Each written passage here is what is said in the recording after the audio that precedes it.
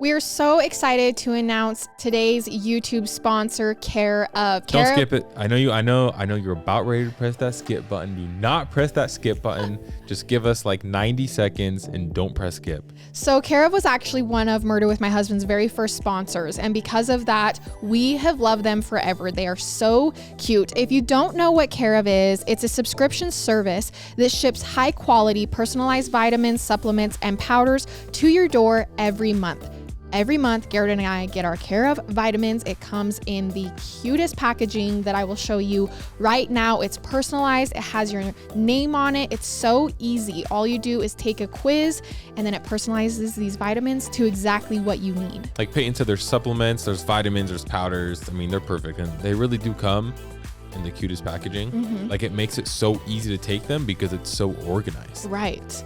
And also, I mean, personally for me, I don't have the powder, Garrett does, but I take one for my hair and nail growth. I take a prenatal. I did it exactly, took the quiz, so easy, found out exactly what they were going to send me, and then bada bing, bada boom, it showed up at my door. I did almost rip my shirt flexing, I'm not gonna lie. And Care of's really focus on sustainability, so you can feel good about not only what you're putting in your body, but also what it's coming in.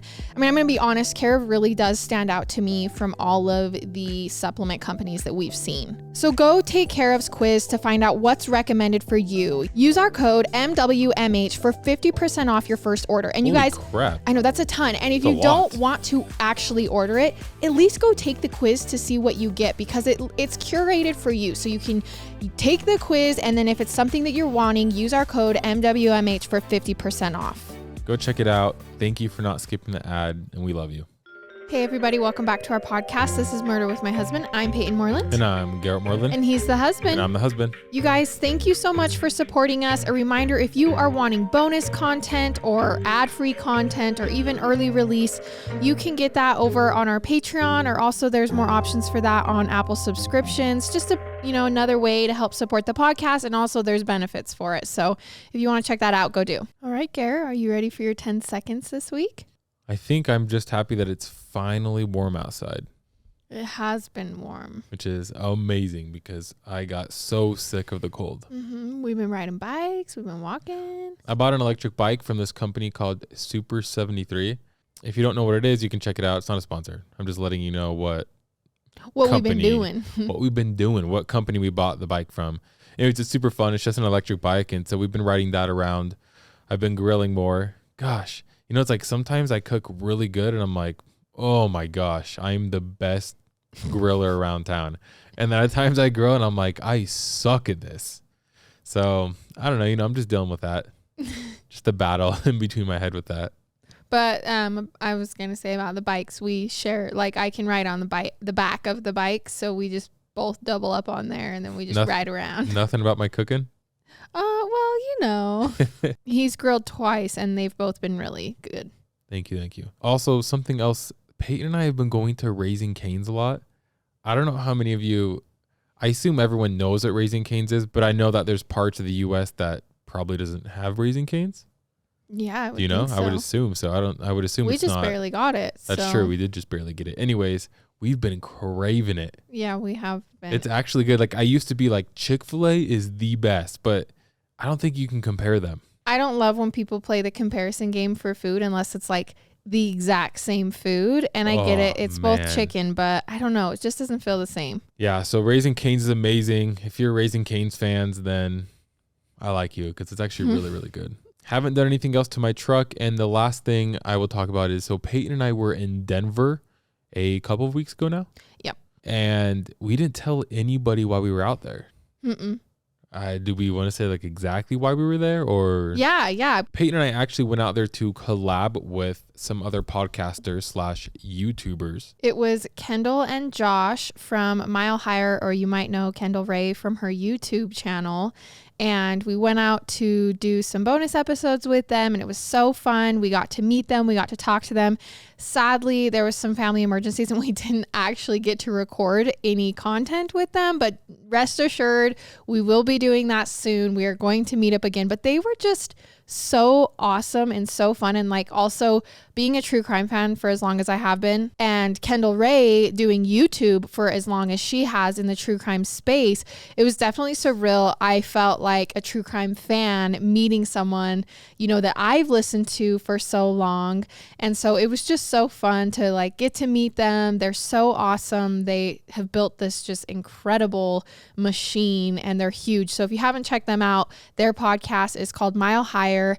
And yeah, they're a husband and wife duo. We really love them. So you should go listen to their show if you haven't. Anyway, so that's why we were in Denver, but we did get to eat at some good places. And we also went to the aquarium. Yep, we did go to the aquarium. And there was 2 tigers, and I've never felt more like a kid in my entire life. Yeah, we watched those Oh tigers. my gosh, those tigers were amazing. Yeah, they were so fun. Like I was just sitting there just taking videos of them, and yeah, our camera roll's just full of tiger videos. Oh yeah, it's crazy. I would never like get in there or touch them or play with them or anything, but oh, so you're not Joe Exotic. I'm not Joe Exotic, but man, I mean, it did seem a little tempting, but those tigers were super cool. Anyways, that is my 10 seconds / 10 minutes / all the time I need. So let's hop in it. All right. So our case sources for this week are lawandcrime.com, WMTV, NBC15.com, WQOW.com, WKOW.com, Heavy.com,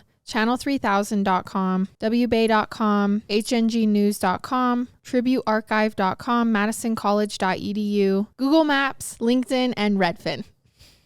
And that is it for the case sources. Redfin, okay. I always feel like when I'm telling them, people are probably just like, well, that's random. Well, that's random. But again, like I said, we link them so you can know exactly why I was on this certain source. So just recently, actually, in Garrett's hometown neighborhood, there was a swarm of cop cars, police tape, roads closed, and helicopters flying above. And Garrett's sister actually FaceTimed me while it was happening. And I'm not a professional, but I've told enough stories now to know that all of this happening in the neighborhood most likely meant there was a death of some kind. If they were shutting roads down, the helicopters were flying and everything. So I quickly began scouring the internet and finally found an article for Garrett's family to explain what had happened. 3 dead in a family home discovered after over a year before anybody found them. And I know, how does no one notice for a year? Apparently all of their family maybe lived overseas or something, and everything was just kind of on auto renew. Neighbors didn't smell anything, and it took a long time for the family members that were long distance to ask police for help. Reports are still low. There's honestly not enough information to even know what happened. But from the sounds of it, it kind of felt like maybe a possible murder-suicide. Maybe, one had killed the other 2 and then taken their own life type thing. So now I know we've heard of murder-suicides before, obviously, but usually coming from a parent. Like usually the parent is the one who murders, one of the parents murders the whole family and then takes their own life.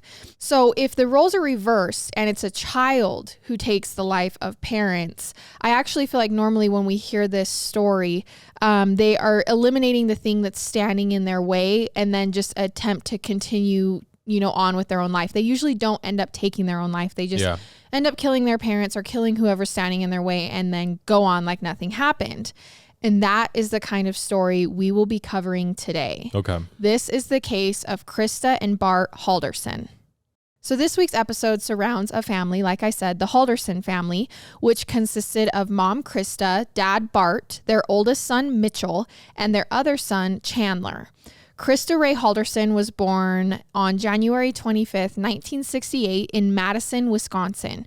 She was born to Andrew and Betty Frater. Now, Krista graduated from Madison East High School in 1986 and then went on to earn her bachelor's degree from the University of Wisconsin-Madison. Bart A. Halderson, the dad, was born on May 14th, 1971 in Wisconsin to Blake and Cale Halderson. Bart graduated from Valders High School in 1989 and then earned his bachelor's degree from the University of Wisconsin-Madison after studying accounting in 1993. So Krista and Bart, after meeting, which I would assume was in college, considering they both graduated from the University of Wisconsin-Madison, were married on July 30th, 1994.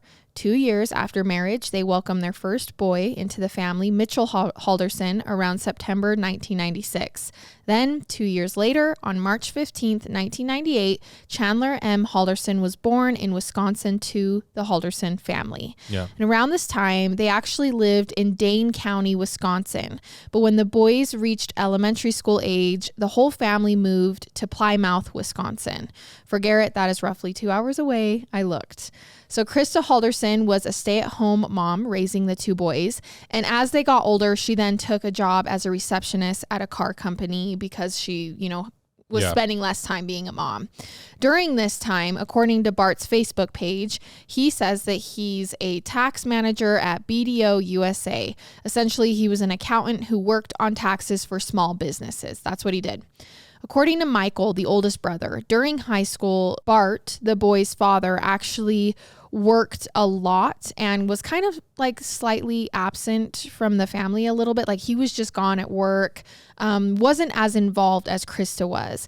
And we've actually been rewatching Stranger Things, Garrett and I have, and something that we've noticed is how absent they make most of the middle class family dads seem in the movie. Like all of the kids' dads are like completely aloof and absent during all of this. And I know this is on purpose because this was your stereotypical family. They just put on a happy face, a perfect face. But I think it's funny that this is also now happening in this story and it's around similar time period.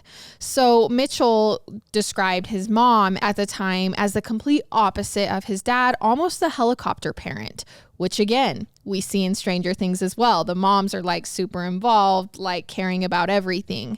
According to Krista's friends and family, she was a doting mother whose life truly revolved around her two boys. Like everything she did was for them.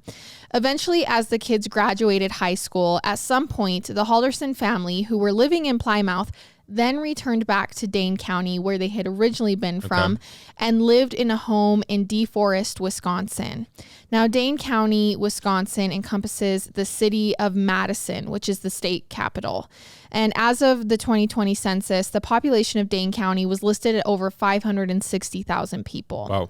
DeForest is listed as a village within Dane County, Wisconsin, with a population of around 10,800 according to the 2020 census. So it's basically a suburb north of Madison that sits along the Yahara River. So just so we can kind of get, a good view of what the city they're living in is. According to Google Maps, the distance from DeForest to the center of Madison is 15 to 18 miles. So I think of it kind of just like neighboring cities, and they're just in one of these. Mitchell had moved out on his own at this point because he's the older brother. So it's just Bart, Krista, and Chandler, the youngest brother, in the DeForest home, which sat on Oak Springs Circle Road. All right. So how old is Chandler, the one that lives with the parents? And then how old is Mitchell, the one who's moved away? The Mitchell, the older one who's moved away, is like going through college. So he's definitely like, it's normal for him to be living away from the family. Chandler at this point is graduated from high school because that's why they moved back. So 18? Yes. Yeah, 18, 19, but he's still living with the family at this point. And did he have any plans at this point to go to college? Yes, he's going to go to a nearby college, which is why he can still live with the family. Okay. So this family home, according to Redfin, the Halderson home that they had just moved into, was a 4-bedroom, 2-bathroom house sitting around 2,324 square feet. It has a back deck that looks out onto a large grassy yard and a pond directly behind the property. And this home actually just sold for $295,000 in May of 2022. Okay. So just recently. Yeah. According to reports, in 2018, Chandler, the youngest son, was attending Madison College while living at home, like I just said. His mother was working a front desk job and his father was doing accounting, just as they always been.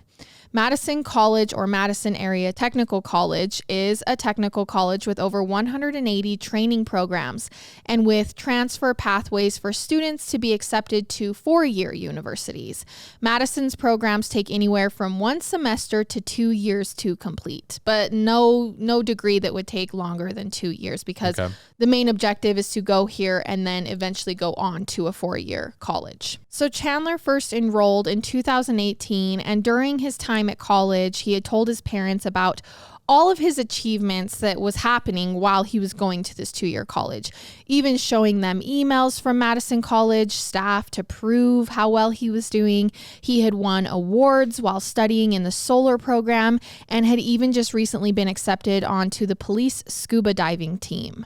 Chandler Halderson stood at 5'10" and was 150 pounds with blue eyes and brown hair. So around 2021, Chandler got a girlfriend named Catherine, who he told actually about his future plans after college. He had a job lined up at SpaceX in Florida. Oh, that's sick. That he was super excited about. Everything seemed to be going well for not only Chandler, but also Bart and Krista by 2021. You know, they were soon to be empty nesters. Like, life was going well.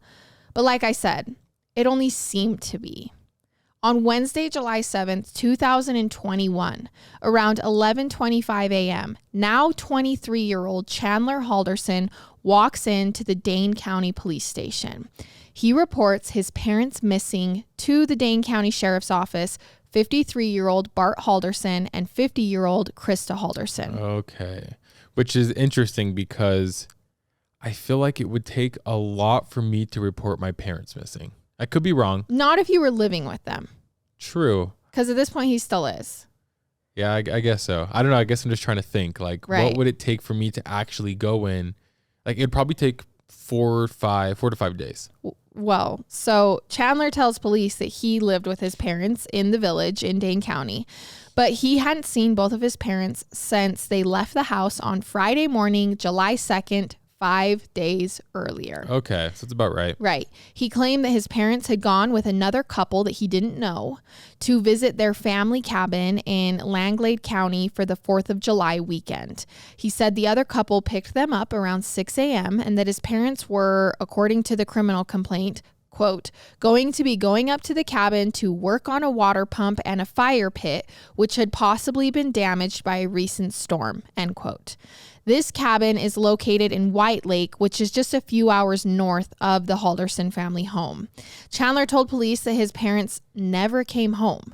He said his mom texted him that they had arrived safely and also texted him on the 4th of July, but he hadn't heard from her since. Okay. When asked by the police why he thought his parents were missing, Chandler said, well, they were supposed to be back by Sunday night or Monday, which would have been the 5th, and that they still hadn't returned. I'm just trying to figure out what Mitchell thinks about all this. The older brother? Yes, in the middle of this. Like, well, I mean, he's out of the house, but he's aware that the parents are missing. And so he's definitely like, well, where are they? What's going on? Chandler said that he had been trying to call his parents since then, but his calls were going straight to voicemail. When an officer tried Bart and Krista's cell phones, those calls also went to voicemail as well. When police hear all of this, they decide the first step would be to head out to the Halderson family home. Law enforcement first went to the family home, presumably with Chandler, to begin checking around. Deputy Seeley immediately observed that there appeared to be sections removed of the flooring, as well as what appeared to be outlines of a half wall immediately next to the front door, which were no longer there. And this is all according to Heavy.com. So they walk in and they're like, well, there's sections of the floor missing. There's pieces of the wall missing. Like what's going on? What's going on here? Police asked Chandler if there were any guns in the home, and Chandler said no, but he thought there was a hunting rifle at the cabin that his parents had gone to. Chandler said his parents had been planning to do some work at the cabin and that he helped them pack up some tools the night before, including a hatchet, some gas cans for the chainsaw, and a pipe wrench. He said his mom texted him on Sunday, July 4th and said that they were going to White Lake for a parade, and that was the last he'd heard from her. Again, he's reiterating this to police. Has the police said anything at this point about his behavior? Like, is it weird? Is it strange at all? Or is it just pretty normal? Well, not at this point because they're just barely going to the home. They've just barely received this report. So they're still trying to fill out what's going on. Or has it been any like interrogations yet? No, because they're only just now at the house. Got it. The Dane County Sheriff's Department contacted law enforcement authorities in Langlade County where the family cabin is located because they're like, well, if he's saying they went up there, then we should probably contact police up there. Langlade County police checked the cabin and found that no one was there. So they knock, they're like, no one's answering, no one's home. The police found that both parents' cars were in the garage at their home, and they were like, so is this not weird that they left the morning but both of their cars are here? And Chandler said, no, I mean, like I said, that couple that I don't know came and picked them up. And come on. And he says, I've driven both of the cars since they left, but he hadn't driven them far. He's like, these have mainly just stayed here. He mentions that he's had a concussion in the last couple days. And so that's why he didn't drive the cars very far, because he wasn't supposed to. I feel like at his age, I knew most of the couples in my family's life. Right. I mean, granted, they can make new friends. Yeah. But I don't think very often I was like, oh, they're with that couple. I don't know anything about them. Well, and especially with him living at the same home. I mean, Exactly. I feel like if you're living far away, it's like your parents can make friends and you don't know. Or if you're in no contact with your parents, then you wouldn't know. But he's living in their home, you know? So it's kind of around this point where he's like, oh, I had a concussion and I drove the cars, but I didn't drive them very far. That police are like starting to do the whole thing you were just saying, which is like noticing the kind of, he's constantly reiterating what he was doing. And they also notice that he has some bruises and some scratches on his legs that they can see. Apparently, the deputies decide at this point to interview Chandler at the house. They're like, okay, we're going to kind of like take him over here in this corner and interview him. And this is July 7th. He allowed deputies to look through his cell phone at this point because they asked primarily so they could see the text on July 4th that he got from his mother. But when they were looking through his phone, they noticed many calls coming in from, okay, keep up with me here, his girlfriend's mother's girlfriend. Okay, so does that make sense? Because Yep. I'm going to keep using that term. So I just want you to clarify who that is now. Girlfriend's mother's girlfriend. Yes. So when police question this, they're like, hey, so who's this that you keep calling? And he's like, oh, that's my girlfriend's mother's girlfriend. And they're like, okay, well, why do you keep calling her? He tells deputies that his girlfriend and her family actually had a farm in Cottage Grove. And that's why he was just talking to his girlfriend's mother's girlfriend about that cottage up there, this farm up there. Are you just trying to keep her name out of this? Yes. Okay. I just don't always want to name people if, because this is still tragedy and traumatic. Yep. So if it's not like they've spoken out on the issue, I don't necessarily want to name them. So Chandler also said he helped his parents pack for their trip to the cabin. He's saying this again, that morning he didn't hear his parents leave, but when he woke up at 6:15 a.m. on July 2nd, they were gone. So he's like, I didn't even hear them leave, but when I woke up, they were gone. He said the door leading from the basement to the driveway was closed, but not locked. So that's just what he figured they had used. And he said it's normally locked, but that his parents could have kept it unlocked when they left for the cabin. Chandler said his mother texted him at about 11 a.m. on July 4th saying, again, that they were going to the parade and that they'd be home Monday night or Tuesday. He said he didn't hear from his dad at all this whole time, and that this was the only text he got from either of them since they left. Chandler mentioned that he helped his mother pack her medications, and the police are like, well, why would you do that? He goes, oh, well, I was just bored. I was just trying to help my parents pack. Police are asking this. This guy is, I don't know. Right. Well, saying some weird stuff. They're thinking the same thing. He's talking so much that they're like, okay, well, why are you telling us that you helped your mom pack her medications? I feel like when something like this happens, when someone goes missing, I feel like when you overly talk or you know every little detail, it usually seems like you're guilty. Right. Like if you went missing, granted, I would remember a lot, hopefully, but I feel like I'd be more frantic. Yes. And also I don't know, it'd be like the little stuff, like, okay, like, yeah, I woke up at 7:13 a.m. that morning, and then I got up and I walked over and I grabbed an orange juice, Well, and this is going to further your point even more. He tells police, well, the only reason I'm bringing this up is because she brought enough medication to last her through Saturday, July 10th. So maybe they're still somewhere and we just haven't heard from them. And there's no way he knows that. Right. There's no way he's like, I helped her pack her medication and I noticed that she had packed enough to you know what I mean? So police took photos of the vehicles and then took a laptop from the home into evidence. And according to an article in heavy.com, after this, Chandler told WMTV, who were now reporting on the missing parents case, he says, quote, we'll find them. It's better not to listen to the negative theories. They're maybe at a casino. Their phones are off. They have no reception. Maybe they're on a boat having some fun with friends. So this is what he tells the media. Also on July 7th, police interview a woman. So this is the same day that they received the missing person report.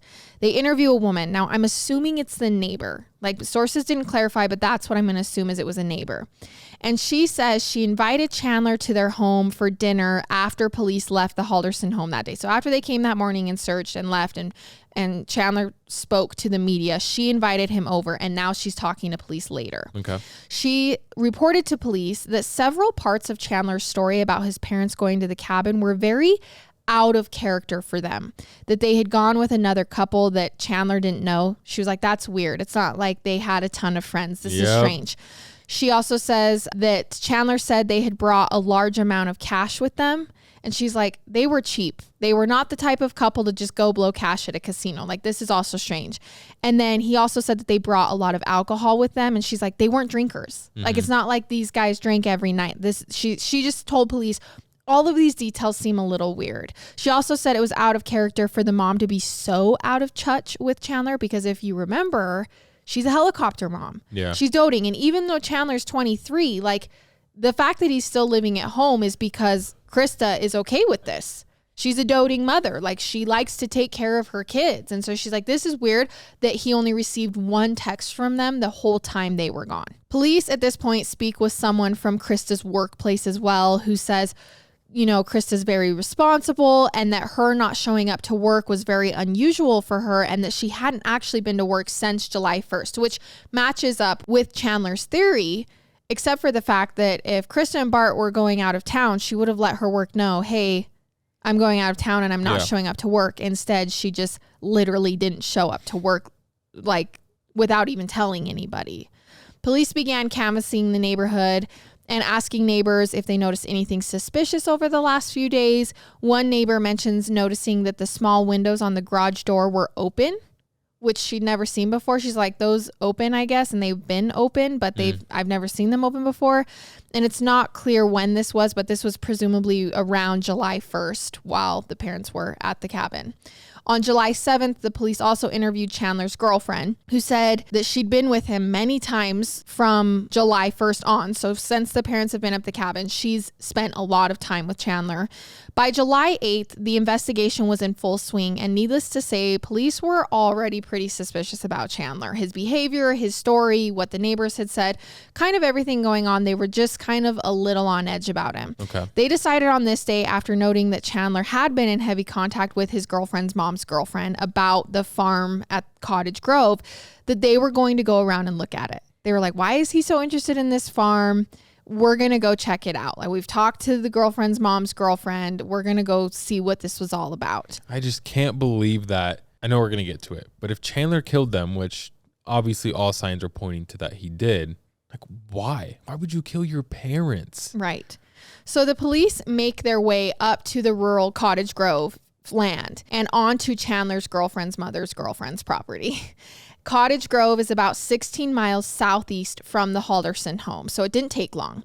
According to Heavy.com, police, while there, saw a slight mound covered with foliage, sticks and leaves, and upon investigating, recovered a human torso. Oh my gosh. They could see human remains that had been mutilated and dismembered, and this did not take long. Like, they barely got there. There was black nylon rope and the torso's waist. So that's what they find. The torso was shirtless and dressed in cargo pants with a black belt. Inside of a tank on the property, police find scissors, a saw blade, and bolt cutters. The saw blade had a slimy appearance that they presumed to be fatty tissue from a human body. That was according to Heavy.com. The Haldersons' disappearance at this point just went from a missing persons investigation to a possible homicide investigation. What are the chances that they go up to the girlfriend's mother's girlfriend's property that Chandler had been so curious about, and they find a torso and his parents are missing? It just seems like an open and shut case. Right, at this point. right. 1 + 1 = 2. Mm-hmm. So after this, still on July 8th, but the torso not being publicly reported yet, Chandler decides to give an audio-only interview to NBC15 about the case. He doesn't know that this torso has been recovered. He says at this point that his parents told him on Thursday, that would have been July 1st, that the next morning they were going to a cabin with friends. They packed up their stuff and they were going to do some minor repairs on the cabin. They got the tools together. Chandler didn't ask who the friends were, and he wasn't sure who they were. Did he not ask for an attorney at this point? No. Well, he's not under arrest. Does he not think the police are on him at all then? I think he's hoping they're not. But I don't think he knows. Police haven't he hasn't everything under wraps. He hasn't even been officially brought in to be interrogated. The only time they've interviewed has been at his house, which is very relaxed, casual. They probably weren't very pushy with him. This is not a big deal. Right. Okay. And also, I know you say it's kind of, weird that maybe he doesn't have an attorney, but from all of the other true crime cases where it's possible that a child has killed their parents, and not like a child, an adult child has killed their parents, they always do this. I've never seen a case where they immediately lawyer up and get a lawyer. Yeah. Yeah. They're always just kind of in this same boat from what I've heard and studied. Now, I know there's probably a case out there where that has happened. I'm just saying the majority I have heard, they just continue on with life. Okay, yeah, we're just going on now. Unless you're Brian Laundrie. Correct. Well, I mean, he kind of did the same thing too. It's just the world caught up with him. So then the media asks what his next steps were in locating his parents, because keep in mind, it's the next day.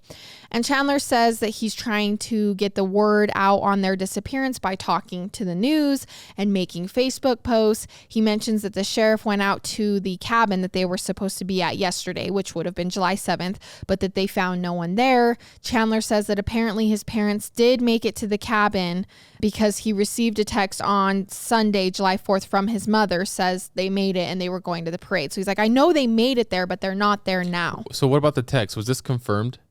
Yes, there was a text from her phone to him. Got it. So then the media asks him, well, when did you start thinking they might be missing? Chandler says that they told him that they'd be home on Monday or Tuesday. And so he started to get a little worried on Tuesday when they weren't home, and that on Wednesday his aunt went to the cabin, and that's when he got worried that she didn't find him, and he decided to make a missing persons report.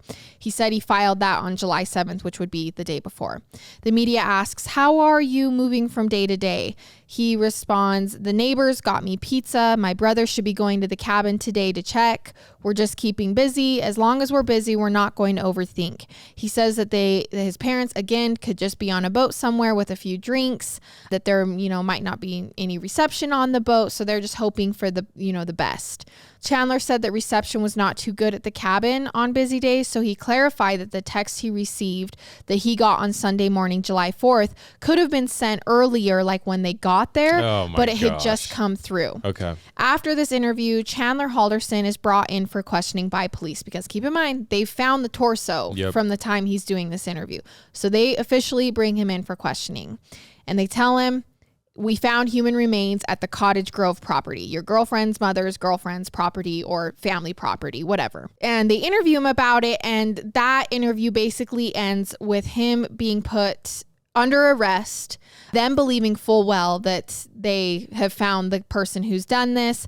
And so they charge him with lying in relation to a missing persons case while they wait for the autopsy, because until they know for sure who the body belongs to, they're not going to charge him with murder. They also don't. I agree that I think it's him. But is there any other evidence other than that?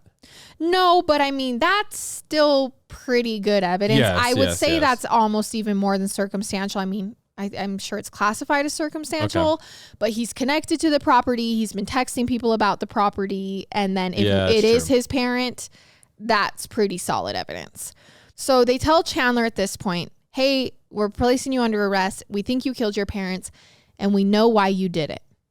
No way. But the public and Garrett has no idea. Nope. So what did police know at this point? Why would Chandler Halderson have even done this? Before you keep going, I'm going to guess. Okay. I'm going to say what I think there is. There's some life insurance policy that if they both die or something, he gets it. I mean, that's the only thing I can think of, because other than money, I mean, why? Yeah. I mean, it doesn't seem like there's a why. Garrett hasn't listened to enough of these I cases have no of parents idea. who have killed their parents, kids who have killed their parents. Money can be the only thing I can think of. Okay. So, it's not money. Okay. I mean, there might have been a life insurance policy, but it's not money. All right. It's because the Chandler that everyone knew and the Chandler that he claimed to be was not really Chandler Halderson, and his parents had just found out about it. What do you mean? They swapped the wrong kid in the hospital? No. What do you mean? We'll get into it. He is Chandler Halderson. He is DNA-wise Chandler Halderson. Got it. So around the time of the murders, like I said, Chandler was attending Madison College as a full-time student and working a job, or so he said. According to NBC15, Detective Brian Shunk testified that based on unofficial transcripts, Chandler Halderson was never a full-time student at Madison College.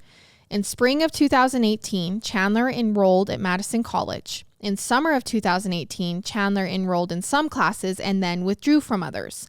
In the fall of 2018, Chandler completed one class, a design class. In the spring of 2019, Chandler completed one class and withdrew from 3 others. This is the last time he ever completed and received credit for a class at Madison College. But keep in mind, he's told his parents he's been attending Madison College up until 2021, except 2019 was the last time he ever actually did a class there. By the fall of 2019, Chandler either withdrew or failed all of the classes that he signed up for. And then again in the fall of 2020, he withdrew or failed all of his classes. During all of this, he's living at their house. They are supporting him and he is like, I'm going to college. I'm getting all of these awards. I'm a part of this. I'm excelling so much. And it was kind of by 2020, Chandler's parents had become suspicious as to why it was taking him so long to get through school. And then also it was now 2021. And according to him, he was still attending this 2-year school where no program should have taken longer than 2 years.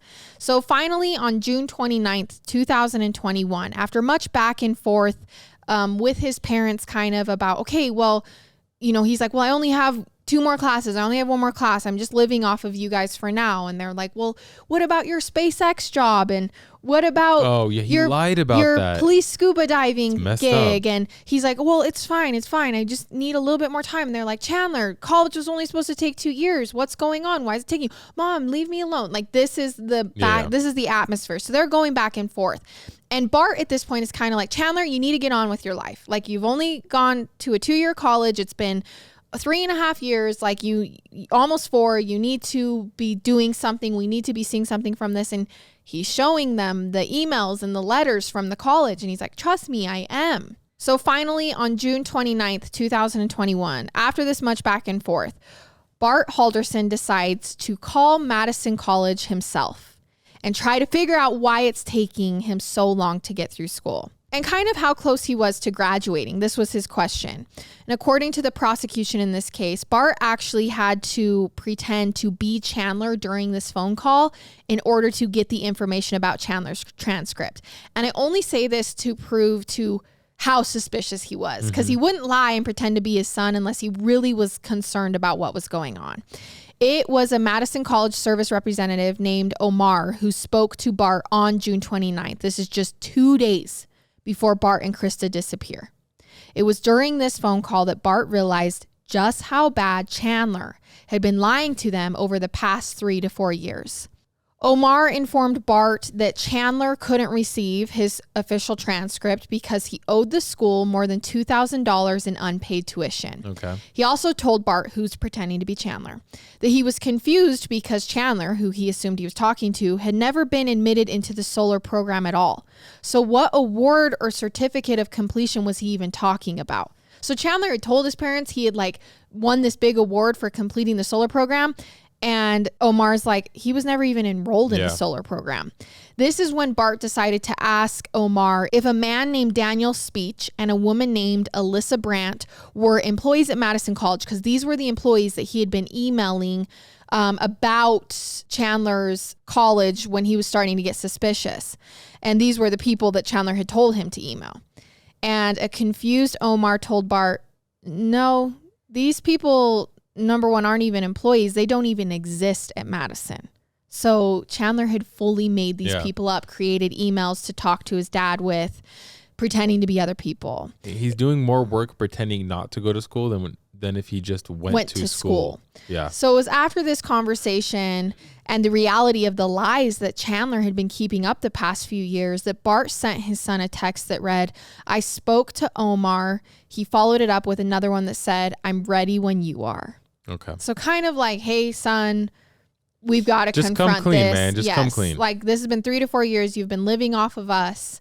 pretending to be doing something, and you're not even close to graduating. I can't believe he wouldn't just come. I mean, I don't know what happens next, but. Well, 2 days later, Bart and Krista go missing. Exactly. So instead of just coming clean and just owning up to it, he apparently kills them. Right. That's insane. So according to Mitchell, Chandler's older brother, Chandler did play a lot of video games like all of the time, and it was kind of strange to everybody considering he was a full-time student in the solar program and on the police scuba dive team, and also a prominent job at SpaceX coming up. Police scuba dive team, out of all the things to make up. And so everyone was kind of like, how does he have time to play so many video games? And Mitchell sometimes played these online games with Chandler. This was how they communicated as brothers. And according to him, Chandler loved to use a Russian-designed gun called an SXS in the game. This is what he shot with in this video game. And investigators learned later that Chandler Halderson actually received a real-life SXS rifle and 400 rounds of ammunition in June from a friend that he made while playing online games. Okay. 400 rounds. Right. What's in 400 rounds? So this friend confirmed to police that he did in fact bring the gun to Chandler in real life, and police found shell casings that could have been fired from this type of gun while searching the Halderson home after the missing persons report. So we're going to back up and go back to July 1st, 2021. This was the true last day that anyone saw Bart and Krista. So a family member reportedly saw them that day at their home. Later, investigation reveals that Bart's phone was inactive after this date, July 1st. According to NBC15.com, after 3 p.m. on July 1st, the health app data on Bart Halderson's iPhone showed data that sensed activity, and after that, there was no more health activity on Bart's phone. So basically, this means that Bart's phone was not in his hand after July 1st. Krista's phone had limited activity between July 2nd and one text exchange that was sent out on July 4th to Chandler's phone. Got it, which at this point, he obviously stole it. Right. So note here, their cell phones will be found later hidden inside of the house. Okay. So July 1st was Brett Halderson's birthday, who is Bart's older brother. And these brothers had their last conversation when Bart called Brett to wish his brother a happy birthday. Chandler was caught on videotape at a Quick Trip store at 8:23 p.m. on July 1st, purchasing 2 large bags of ice. According to the prosecution's theory at trial, this is what he would use to keep the bodies cold. According to channel3000.com, later that night, neighbors would report smelling a pungent odor in the air, while footage from a security camera facing the Halderson home showed a flickering light coming from the house's family room where a fireplace is located. So this is just basically saying they assumed the fireplace was on, but this is weird because it's July. The evidence clearly suggests that Bart and Krista were killed inside their home on July 1st. I'm just going to say that. The next day, Krista had not arranged for a day off, but she did not show up for work. Her coworkers said that this was highly unusual for her, and she was normally very responsible. No one was able to get in touch with her. According to later investigation, Chandler's phone whereabouts were traced during this time period based on the location of cell towers and also Snapchat locations. On July 2nd, Chandler's phone placed him at the store Fleet Farm at 7 a.m. and around the Halderson home during the day. According to channel3000.com, surveillance video showed that Halderson then bought a 6x8 silver and black heavy-duty tarp, a similar tarp that later was discovered in a shed on the property where Bart Halderson's remains were found. So insane. The tarp appeared to have multiple bloodstains on it, and they were tested for DNA. A few days later, Chandler's girlfriend told police that on July 2nd, she had gotten hydrogen peroxide and a Swiffer from her mother because Chandler had broken the glass on the fireplace and had cut his foot on the glass and needed it from her to heal his wounds. Okay. On Saturday, July 3rd, a witness saw a young man matching Chandler's description in the town of Roxbury walking towards the highway, wearing a backpack and walking away from the river. She thought the direction he was walking was odd because normally people are walking the opposite, like to go hiking, and so why was he walking this way? She said he saw him walking, but then randomly he turned around and started walking back to the car. Roxbury is an unincorporated community northwest of Madison. According to Google Maps, it's about 20 miles west of the Halderson home. Later investigation into Chandler's cell phone records would show that his phone was in this location that day.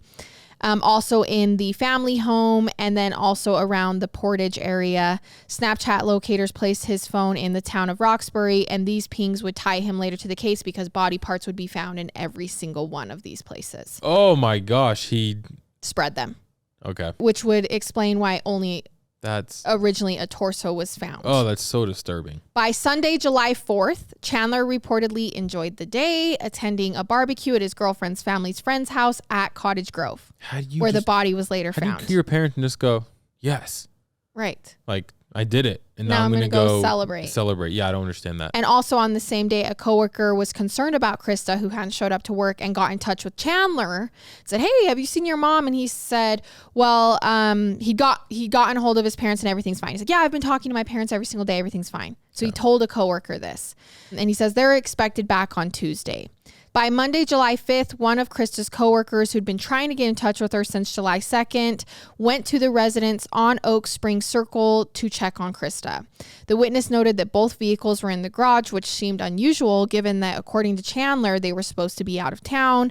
The coworker also later told detectives that he noted looking in the front door there was a table which was on its side, but it was the coffee table. And so he's like, why is that knocked down? This witness told police that he'd been inside the residence several times and advised that this coffee table was in the dining room usually, and now it's in the family room on its side.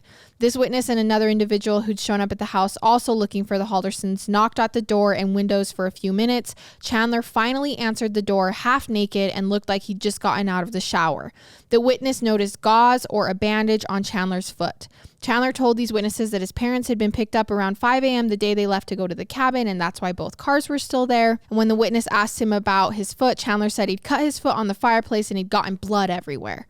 After this, Chandler goes over to the home of Chandler's girlfriend's mother's girlfriend, the one in Cottage Grove. On Wednesday, July 7th, an AC repairman who had been scheduled showed up to the Halderson home to install an AC unit.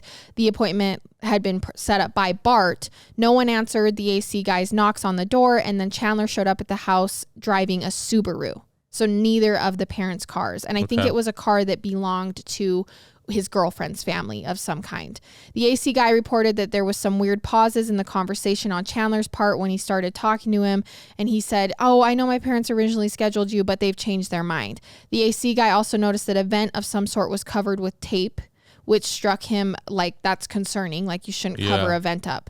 After this, Chandler walked into the police station and reported his parents missing. Got it. According to testimony at trial by Wisconsin Department of Justice criminal analyst, Chandler made the following Google or YouTube searches on July 8th after hearing the police were going up to the Cottage Grove to look around. So remember when you asked me, is he not like concerned that police are on to him? So while they were going up looking for the torso, before he talks to media, these are the searches he made. At 9:44 a.m., he searched body found in Wisconsin. At 9:44 a.m., women's body found Wisconsin. 9:44 a.m. Wisconsin dismembered body found. 9:45. Dead body found in Wisconsin. 9:45. Googling. Body found in Milwaukee River. 2021. Holy crap. What an idiot. First, what an idiot in general, but what an idiot. Like, I just don't understand how people don't think that your computer's going to be collected. Yes. Like, do you not realize, like, what, I don't know.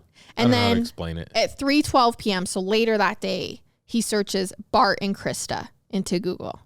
So he's trying to see if they've found. Correct. Yes. He's trying to see if they have been found and if there's media's any reporting news on it. Exactly.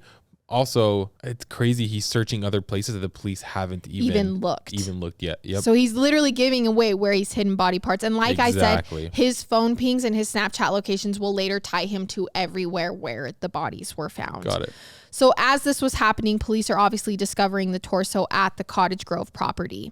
At this point, Chandler was losing his crap. Like, he's going crazy, waiting at home, trying to figure out what's happening, obviously.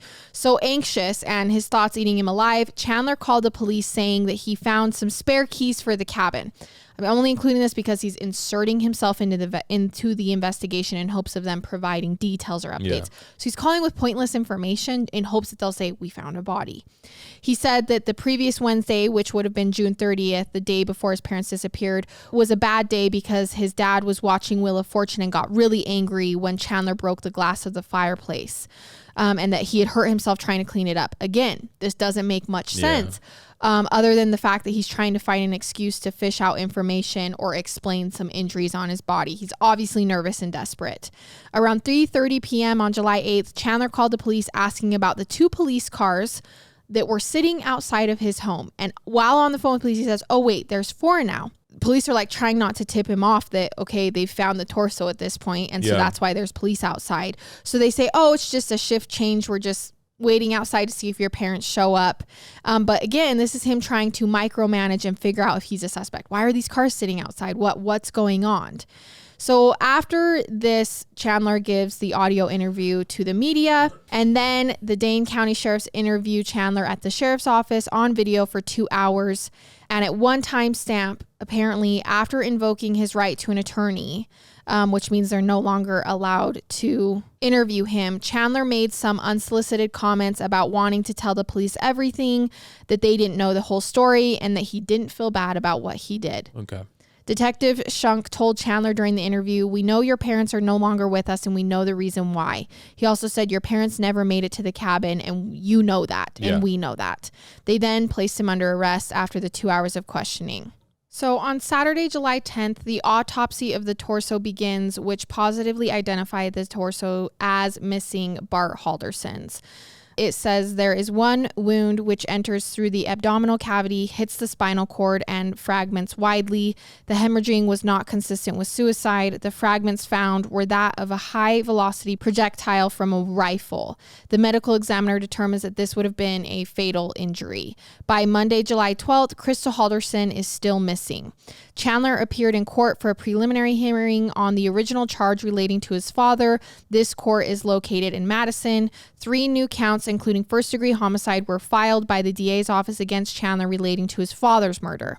On Wednesday, July 14th, remains are found in the town of Roxbury along the Wisconsin River near Old Highway 60. By Thursday, July 15th, the criminal complaint was filed by the district attorney's office detailing some of the chronology listed above. The complaint charges Chandler with first-degree intentional homicide, false info on kidnapped missing persons, mutilating a corpse, and hiding a corpse, all relating to his father's murder. Chandler appears in court on Zoom because it's 2021 and it's a bail hearing. By Friday, July 30th, 2021, the remains located in the town of Roxbury are confirmed to be Krista Halderson. So now both parents have been found. Law enforcement asks the DA's office to add the same 4 charges against Chandler for his mother as were previously filed against him for his father. At this point, investigators say that additional human remains are found on the Haldersons' property that haven't been identified yet. And then on January 3rd, 2022, the trial begins with jury selection. On January 11th, during trial, Chandler tests positive for COVID, and so trial is delayed. Once resumed, Mitchell was actually a huge part of trial, his older brother. His testimony almost pointed the finger at Chandler. So Mitchell almost testifies against Chandler. Oh, I'm sure he's like, dude, you killed my parents. Right. A huge piece of evidence was that the prosecution put in testimony that Bart and Krista's cell phones and driver's license had been found, wrapped up together in tinfoil and a paper towel and hidden in a shoe inside of the family home. This guy is watching way too much TV. That was horrible advice. Right. So cell phone records for Krista's phone showed that the text from Krista's phone on July 4th had come from Windsor, which is the family home. Okay. So not from the location of the cabin. So all this evidence is just open and shut. And the prosecution just basically says that this kid had promised all these things, that he was going to go on and be an astronaut in the SpaceX. And he'd really just been living a life for the last 4 years, and it had finally caught up to him. And the way to handle that was to just murder the 2 people who had figured out. The prosecution also put in evidence that a piece of a human skull was found in the family's fireplace. Oh my gosh. Police found a pair of shoes in the Halderson garage that had red stains on them. Additionally, both Krista and Bart's DNA in blood form was found on various parts of an axe found in the family's garage, as well as on the inside of the family's trash can and on various tools, including scissors, a saw blade, and shears. So everything at the home basically is just concrete forensic evidence that they were murdered there, and the only one who was home during that time, according to his own statements the night before they left, was Chandler himself. I just don't understand how you do this without, 1, feeling bad, and 2, any rise of emotion at all. Right. Whether it's, this is gross, whether it's this is sad, I'm mad. Like there was zero rise of emotion, it seemed like. Right. According to channel3000.com, DNA testing also confirmed legs and other human body parts found near the Wisconsin River in the town of Roxbury that belonged to Krista Halderson. The jury deliberated for only 2 hours and convicted Chandler on all counts. Okay. On March 17th, 2022, the judge sentenced Chandler to life in prison without the possibility of parole, which is the mandatory sentence for first-degree homicide. Death penalty is not an option in Wisconsin. Chandler received the maximum sentence on all the other charges, which run concurrently, which really doesn't matter considering that he received the life sentence. Chandler Halderson had turned 24 years old just a few days before the sentence hearing. At the sentencing, the judge said, "I have to, for this sentencing, ensure that the only time Mr. Halderson comes back into the community is to have the privilege of a burial he denied his parents." Holy crap. Good for the judge. According to their joint obituary, Bart and Krista enjoyed spending time with their sons, their dogs, and their many friends. They liked going to Badgers football games and concerts on the square. They actively supported several community organizations, including the Boy Scouts of America, the Optimists, and UW-Madison Outreach. Bart was an avid golfer and was immersed in home remodeling. Krista enjoyed crafts, cooking, and interior decoration. Most importantly, they were devout parents and were a loving husband and wife. I'm also really sad because he killed his parents who absolutely loved him. Right. Like even their obituary said twice. Even they knew that the dad, Bart, even knew he was lying. He didn't call him and yell at him. He was just like, "Hey, I'm ready when you are." Yeah. Like, dude, just come clean to them and then keep moving on with life. Right. But you kill them? Right. It's just so horrible. So this case is not far off from, I've heard at least 3 other cases that are similar, where the kids just seem to, I mean, in other cases, it does seem like the parents were a little more strict or demanding, but where it's just like the kids are like, "You're in my way, so I'm going to eliminate you." Yeah, it's horrible. And it's awful. So today we're going to think about, number one, all of the living family who have been affected by this ordeal, and then also Bart and Krista, who were brutally murdered by their own child that they loved more than anything in the world. Okay, you guys, thank you so much for listening to our episode this week, and I guess we will just see you guys next week with another episode. I love it. And I hate it. Goodbye.